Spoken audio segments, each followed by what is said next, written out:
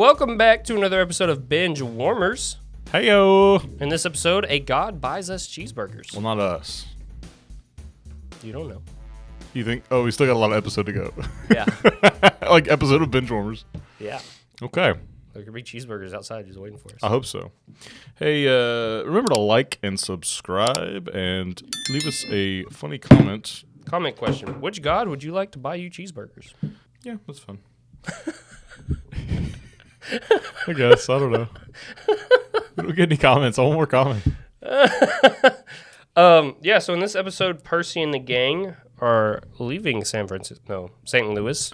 Leaving Las Vegas, like the Nicolas Cage film. No, they're leaving St. Louis. So they go to Las Vegas, I guess, the next episode. Yeah, that's where they're... Spoiler alert for Purple Johnson and the Jumpstones. Spoiler alert for Percy Jackson and the Olympians here. No, but Percy gets out of the water and he says, hey, we got to go to Santa Monica. My dad is waiting. Mi papa called me to He's Santa got Monica. some long overdue child support to pay. And Several I'm about years. to cash in, you know. But they are wanted by the FBI. Smelly Gabe has done some stuff. Smelly so stuff. They're just pretty much walking down the highway. Why is he so smelly? I've told you. I know, like why they were around him because he's smelly, but Because he's just think about it. He's just a gross person. you think he actually smells? What Oh, does he I smell like? guarantee. That's a good question. I think hot dog water mixed with like cigarette sweat. ash. Yeah, and sweat. Ugh, like garlic. Yeah. Because he only bathes like maybe twice a week. What a gross man. Oh, they did like explode his car though. Doesn't matter. They shouldn't have done that. The poor guy. They didn't do it on purpose. You know what? I'm sympathetic for Smelly Gabe.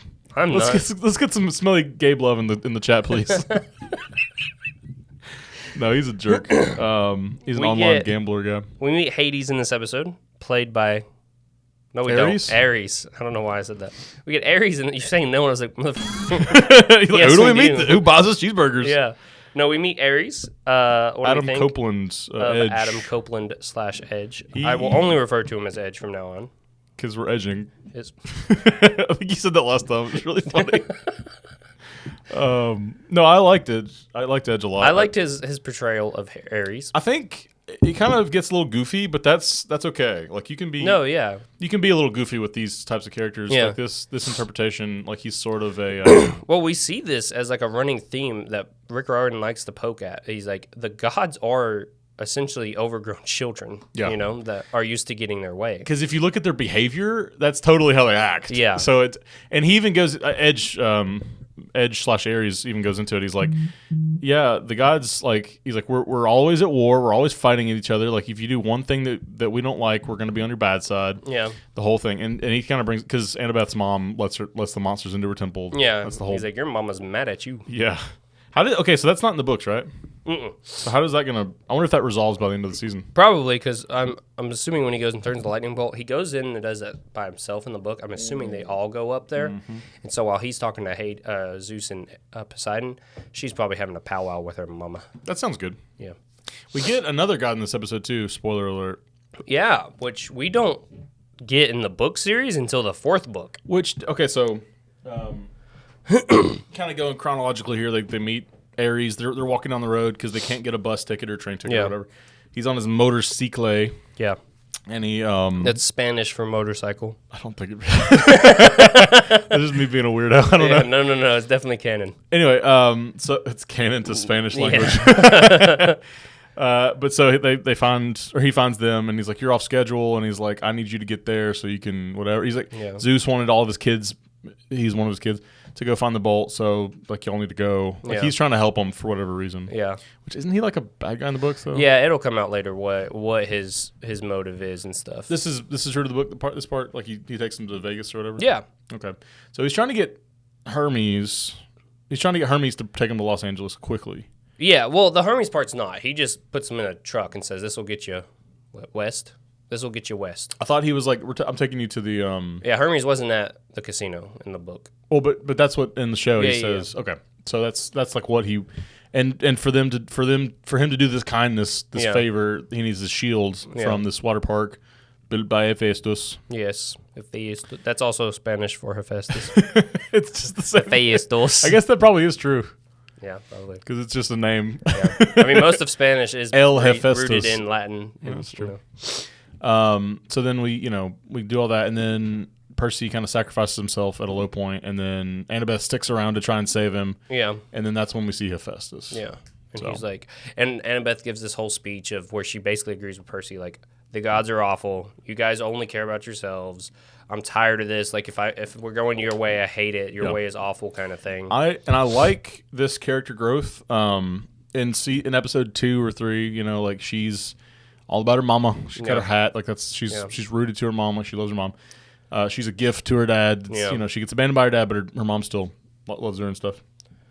And then we get the abandonment from her mom whenever the monsters come in the temple, and then she thinks, Percy dies, and then whatever. When he's not dead, she's like so thankful, and it's a nice moment.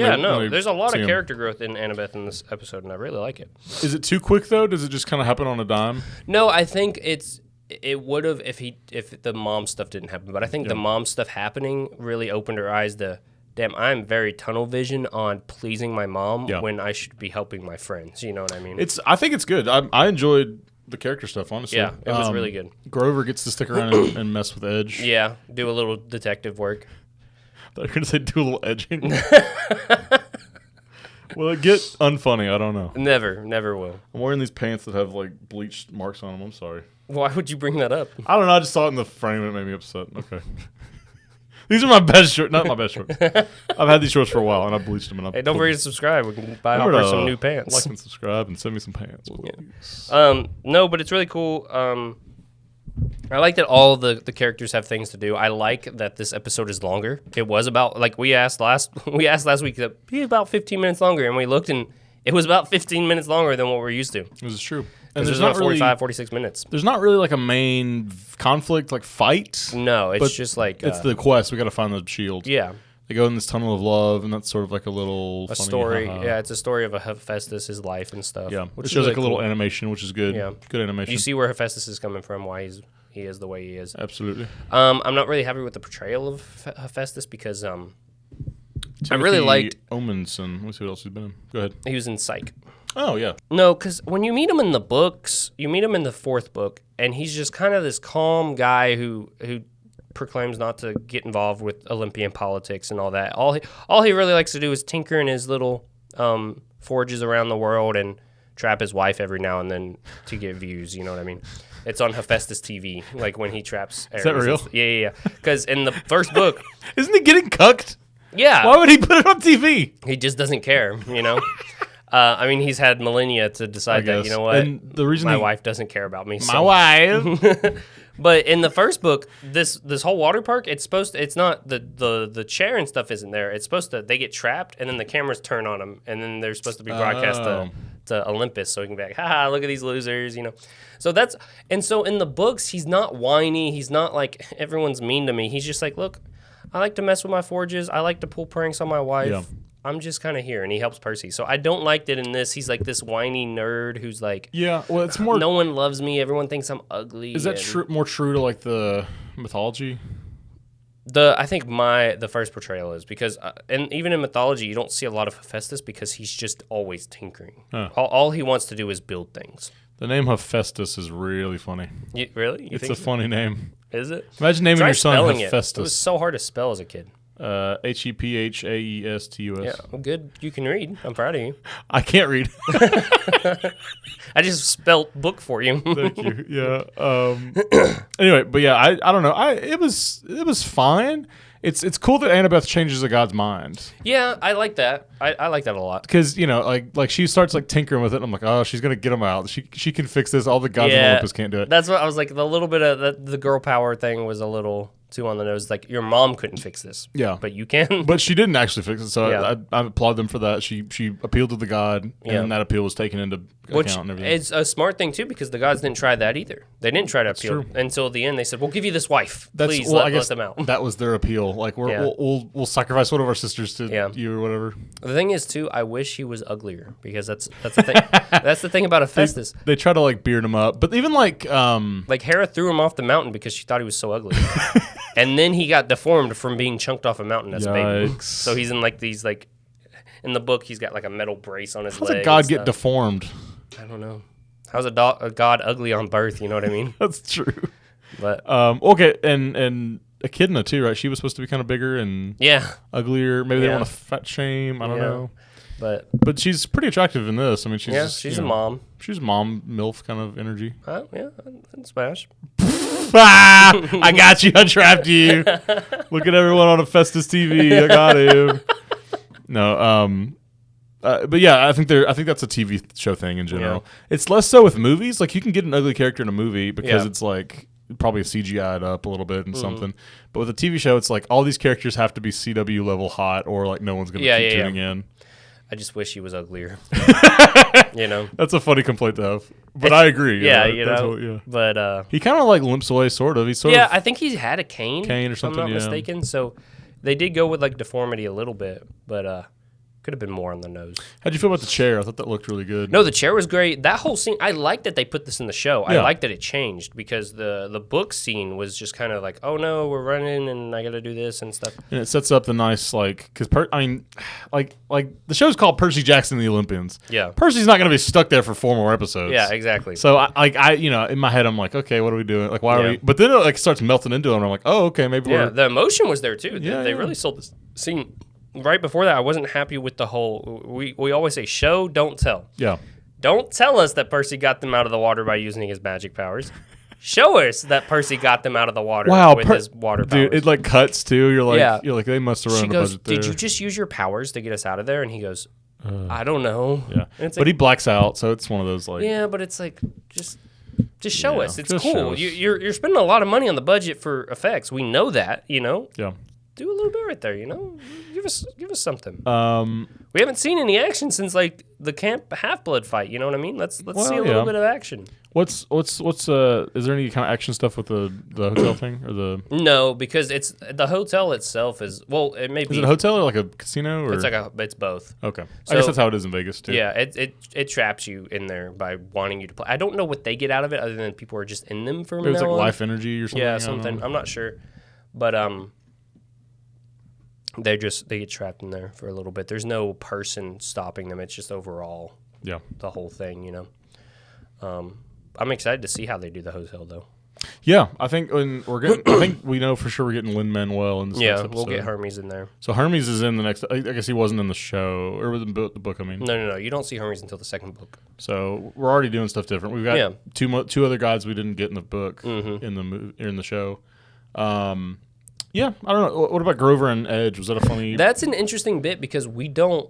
I'm curious to see if Grover actually knows who stole the bolt. I was going to say, and if they're going to know that like really soon now because in the book it's at the very end of the book. Percy gets betrayed by Luke, and that's like the end, like the last like chapter. I'm assuming it's going to be like Hermes stole it because he was kind of listing off. He's like, who's quick enough? Who's got access? Who's yada yada. So maybe he's just gonna instead of going to the underworld, maybe they just don't go to the underworld. Maybe they just go to the. Well, they still have to because the mom's there. That's true. Yeah, so we're going to the underworld. We got to see Hades. We got to see him eventually. Yeah. Who's? Well, I don't want to know. I don't know. Yeah, I haven't looked it up yet. Let's not spoil it. Yeah. But yeah, no. Annabeth, I like her arc in this. Grover doesn't really. I mean, he kind of gets to learn more. Yeah, he gets some sneaky stuff in there. Grover pulls some weight in this one. I really think. Because he's digging. He's like, that'd be the best time to do it. He's sort of like playing to Ares' like ego a little bit. Yeah. He's like, oh, I love the Lobster War. Yeah, or the 100-Year War. Which are like those are like kind of like Cold Wars, But and that's Ares is like, oh, no one ever mentions those. Like deep cut, like that's awesome. It's like you go up to a musician, you're like, hey, I loved your early stuff. Like, that's really that's exactly what he did. That's exactly what it is. Because he's like, oh, you like a World War II buff, and he's like, no, I don't really care about that. Yeah. And then it's like this whole like he's trying to like really convince him. He's like, yeah, I like war. Like Grover's like, I like war. He's like, your swift defeats. I like those kind of things. Yeah. Overwhelming power. Yeah, exactly. And so Edge is just like, oh yeah, and he's on Twitter too. Edge is like edging himself to that. He's like, oh. He's on Twitter. He's starting fights on Bro, Twitter. I knew it too. He's pulled his phone and he's like typing and laughing. I said, bet my ass this guy's about to say he's on Twitter doing something. I was so like happy they didn't change it to X. Yeah. I'm on X doing this. It's like, no, say Twitter. I'm glad they're like, screw you. It's Twitter. I was hoping they would say something like, make it Olympus instead, like God's Twitter or something like that, like something clever. Yeah, like Zeus and Poseidon are like tweeting at each other. Yeah. Like, they have Hephaestus TV make some weird Twitter, but for the gods kind of thing. Now, does this, in fact, kind of ruin some of the aspect of it? Like some of the, like I think we said that gods can't use phones because it messes with them or... Not gods, demigods can't. Oh, okay. I think this lends to it because at the end of the day, the gods are gods of their respective areas. So what better for Ares to do to stir up drama and perhaps start a war than pretending to be someone on Twitter? He's like sending like Russian bots Yeah, to like exactly. hashtag Snyder, release the Snyder Cut. Yeah, exactly. So like I think this is exactly what a god of war would be doing in today's age. You know what I mean? That's fair. Because now he's going to be like a god of proxy wars, in our age, Yeah. That's it. But like, doesn't that feel like a step down for Ares to be like, yeah, I'm just causing drama? I think as long as it is still, if they believe enough that it's their realm of thing, as long as you call it war, he's happy with it. You know what I mean? I enjoyed the bit. I think it was fun. I thought it was good. Yeah. Do you like this Ares better than the Ares from like Wonder Woman, or is it better or worse? I don't know. I like the actor who played Ares. I don't like that it's like a big CGI face on just a guy. Like that was a weird thing, right? I liked the subtle man behind the curtain that Wonder Woman's Ares was. You know what I mean? Which they're trying to do with Ares here, but he's all like more like a school kid, spreading rumors. It's funny. No, I think they're both good in their respective ways, but I think this one will have better longevity. That's true. We'll see him throughout the whole series. I like the look. He's wearing like a leather coat. I think that's kind of book accurate. Yeah, it's book accurate. Got the beard. He's got the sunglasses and stuff. Oh, yeah. So all of that's good. No, I like him a lot. Something they don't really talk about is like when you're around different gods, they bring out different feelings in you. So a lot of the problems you have, like when him snapping on Annabeth, he wouldn't have done that in the book because like he likes it when people are like that to him, because then he's like, okay, you got some fight in you, let's fight kind of thing, because he's always wanting to fight. So like with Percy, like smart mouthing him at the end of this episode, like Percy, it always affected him worse than everyone else. Everyone would be like, Percy, calm down. But Percy's always like irrationally angry. Does he have like sort of some like unresolved stuff? I don't know. They never really bring up other than the fact that Percy's always like quick to anger when around Ares. And Ares is always like, I got you. Like it always amuses Ares because he gets under Percy. You know what I mean? So it's just what's the relation here? That's Zeus's son. Yeah, they're cousins. Cousins. Yeah. That's weird. Yeah. It is weird. He calls them cousins too, and it's like it's weird to think about, but in actuality, they are cousins. Yeah. Anyway, Ares, I think, did very good. I was a little disappointed with Hephaestus, but I liked the whole chair thing and seeing a sacrifice between Percy and Annabeth because it made them grow together. Because at the beginning of the show, Percy would have been like, "Okay, Annabeth, you can sit on the chair." Yeah, you sit here. But he was like, "You're better at this than me. You have more knowledge. You're gonna succeed," kind of thing. But like it's his quest, right? Like yeah, but at the end of the day, he just wants his mom saved. That's true. He doesn't even care about the world and the lightning bolt. And like they brought this up in the last episode of the episode before, but it's like what matters most like won't be saved. You won't save what matters most or whatever. Which I think is his mom, right? Like the mom. Yeah. He ends up not saving her, and then Zeus frees her later once he gets the bolt kind of thing. But that's like he ends up having to decide, I have to go see Zeus. Yeah. I have to leave the underworld. I figured it out, kind of thing. They go to the water park. And they say, "Oh, it's Olympian copper." What is bronze, something bronze, something celestial bronze. Celestial bronze. Yeah. It's like okay, and it's like just there to scare them. Essentially, it's like this little machine that comes down when they twist the. And there is sort of an element like you said where like all the cameras turn on them because it's just like the counter goes from like 0 to 1 to 2. Mm-hmm. So I guess he is watching them. Yeah. And we know he's in the water park at this point.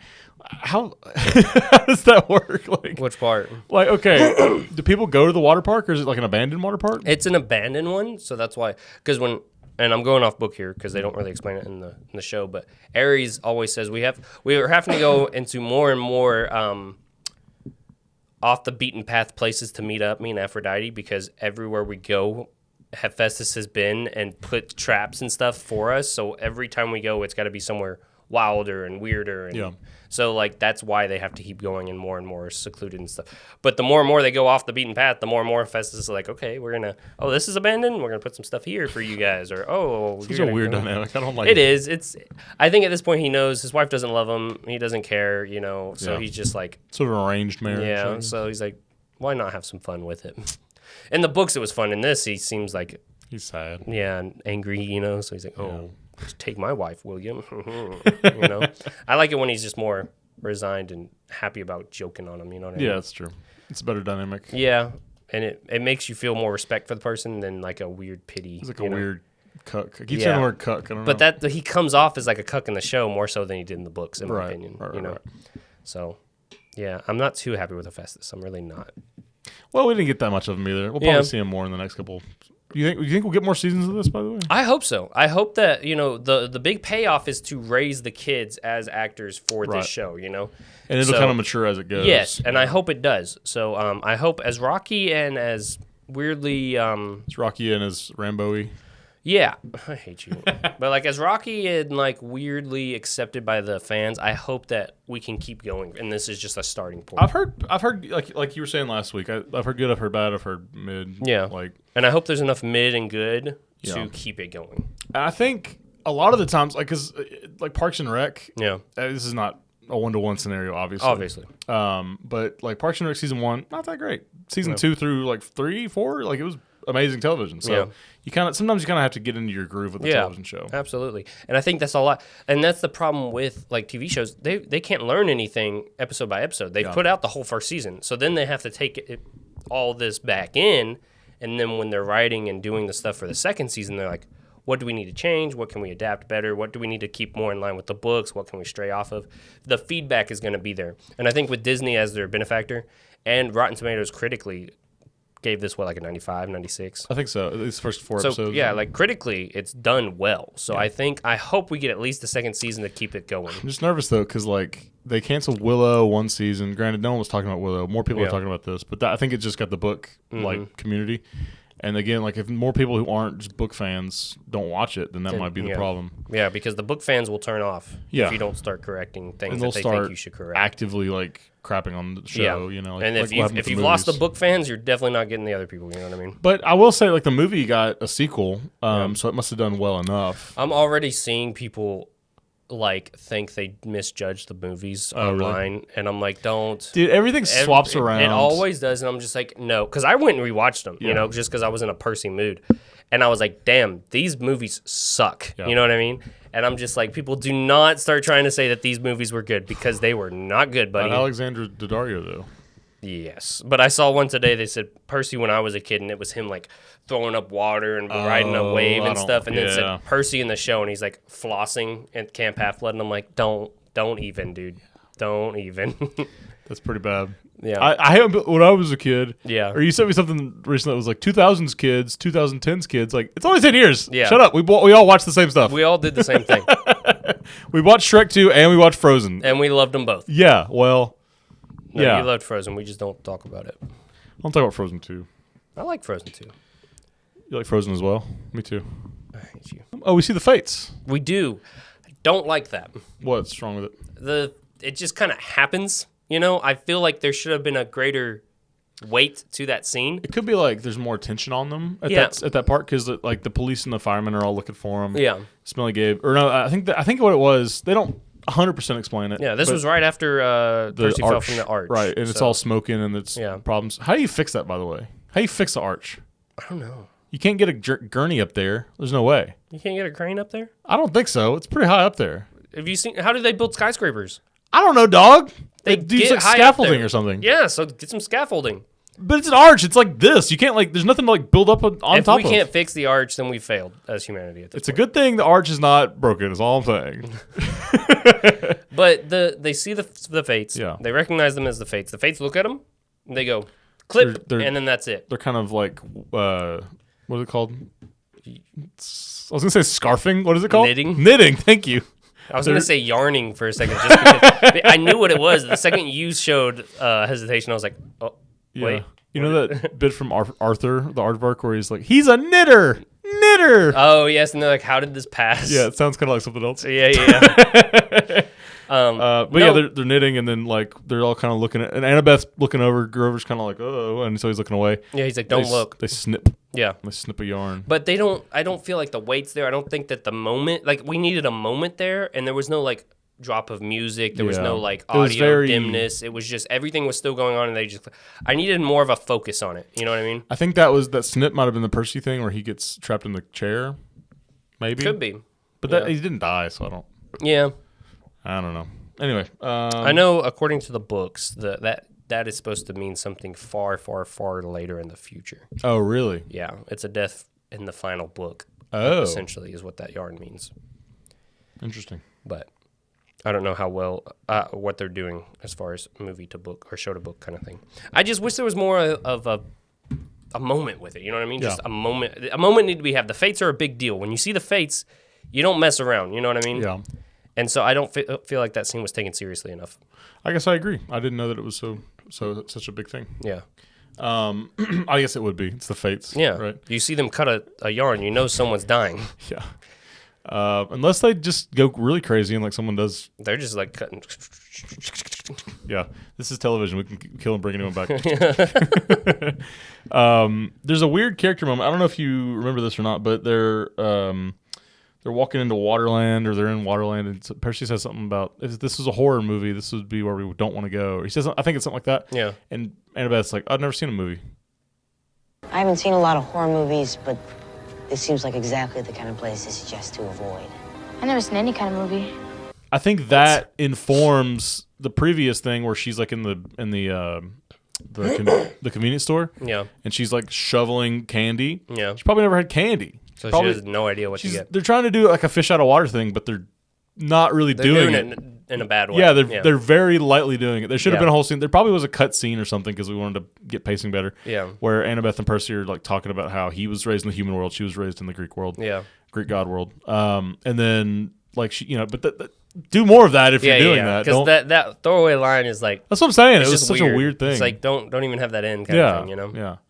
Anyway, that's all my notes. The Tunnel of Love, sort of a reference in the book, I think, to like them sort of having feelings for each other, kind of, maybe. I don't think at that point they had feelings. You don't think so? No. This is like maybe the No, the metaphor. Tunnel of Love is just more of like a funny, they don't really like each other that much, so now they're having to go into the Tunnel I guess of Love also together. the Ares and Aphrodite. Aphrodite, Yeah, thank there you. you go. I think it's just a play on the fact that Aphrodite is the date, and so they are going down the Tunnel of Love. That's a Futurama joke. They go to like the fantasy world or something, and one of them is like a centaur. Yeah. One of the guy characters is a centaur, but he has like female qualities, and he's like, Yeah. I'm hermaphrodite. Oh my god. No, there is in the book they do draw attention to it in the fact that, Percy's there and he's not thinking about it. He goes, Grover, you fly around with the shoes and keep a lookout. They're not using those at all. Yeah, I know. Use the wing shoes more, please. Or they're booby trapped. Spoiler. Oh. But in the book he says that, and then he goes, me and Annabeth will go down this ride, and she goes, I'm not doing that, and her face gets all red, and he's like, why? He's like, it's called the Tunnel of Love, and he's like, in his head he's like, why'd you have to bring that up? Because he didn't realize it, and now he's all weirded out from it. So that was the joke in the book. I think we're missing some of that. More of the jokey, because that's the thing. No, just more of like the character stuff. Like, Yeah. it was like like the Medusa episode. Yeah. In the book, I remember being like, okay, they're figuring it out, and this is like a fun thing, like Auntie M, whatever. Yeah. In this, it's just like, oh, that's Medusa, boom. Like we don't get those like. It's a little too serious with the kids sometimes. It's a little too like quick. Like we're not really experiencing this along with Percy. Yeah. Everyone else just tells him what happens, and Yeah. this is how it is, and this is whatever. I want to see him kind of figure that out more. I want to see him kind of like evolve to be part of the world more. I think they do that a little bit in the Chimera episode because instead of saying that's the Chimera, they said, what kind of monster has these things? And Grover's like, I don't know. And then and then he says something like he says something like that. Not anything good. Yeah, something like that. And then they find out later it's a Chimera. Yeah. So I think that's good.